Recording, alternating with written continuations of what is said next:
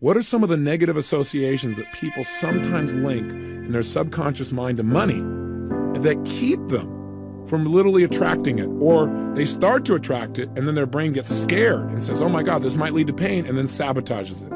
Well, some of them are things like, in order to make it, I'm gonna have to work so hard, I'll have no time to enjoy it. So why even try? Or, gosh, by the time I earn a lot of money, I'll be old and gray anyway, so why even go after it?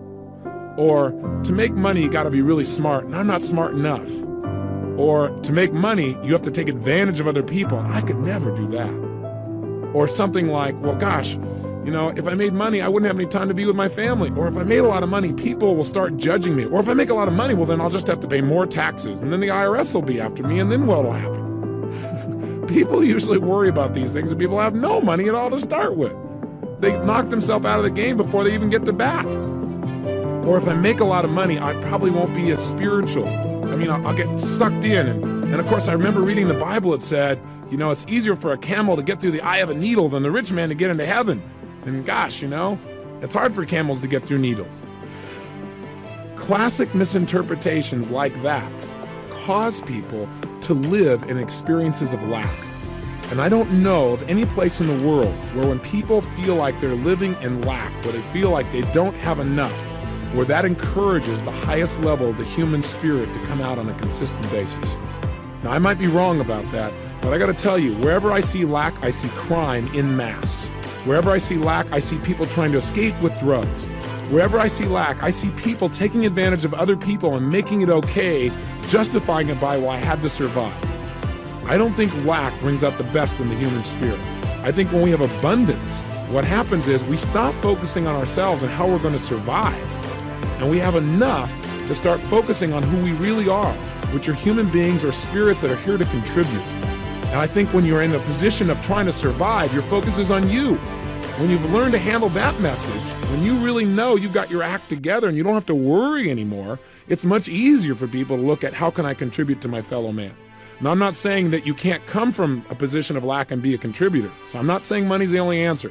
I'm just saying in this culture, in this time, if you had a choice between having it or not having it, why not go for it and have it too? Why not use your money as a powerful tool for positive influence in the people's lives you care about as well as your own, and enjoy having it. Get off the guilt trips that have stopped you in the past. It is that sense of guilt that if you have more money than somebody else, or what if you made more money than your father? Oh my gosh, God, what a wound that would be. It's that kind of thing, those negative associations that are keeping you from having what you want. So if you do not have all the money you want in your life, you associate more pain to having more money than you have now than not having it. It's that simple. Now, with the technology that we've learned, you can condition yourself to change those feelings and those beliefs. But I want you to know that is the number one reason that most people don't succeed financially, according to people that are most successful in the world at obtaining, maintaining, and building wealth. Here's the second wealth wound. And by the way, I picked those words very specifically. I want you to get a clear picture that if you don't master and handle the 7 things I'm about to talk about, then every single day you're probably experiencing a financial bloodletting. What's happening is you are experiencing the pain on an ongoing basis of wounds, things that are literally dripping out of you, your own financial well-being, and there's no excuse for it. You can handle it easily and quickly. Here's the second one. The second reason these people say, and have told me thus far, that people do not succeed financially is not only do they have negative associations to money, but even if they have okay associations, they never make having an abundance of money an absolute must. Interesting distinction. I'm not saying love money and make it your God, because that's the way to absolutely be certain that you fail in life, that you destroy everything that's valuable. But what I am saying is make it a priority so you get it handled. And make the priority not just getting by. Make the priority massive abundance and come up with a specific figure you hold yourself to. I'll give you an example.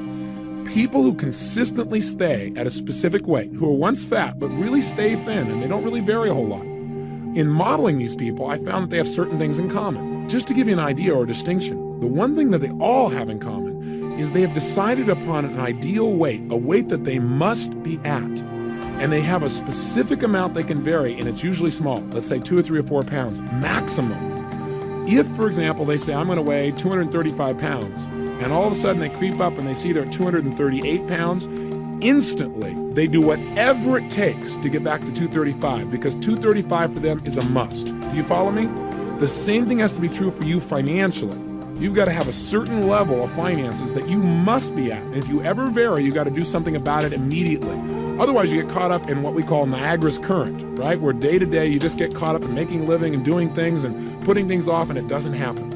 So the only way you're going to succeed financially is when you decide on a specific amount of money that you must have in your life. And it must be well beyond what your absolute needs are. So in other words, what I'm asking you to do is take something that seems right now to be an accessory, money, and make it a necessity.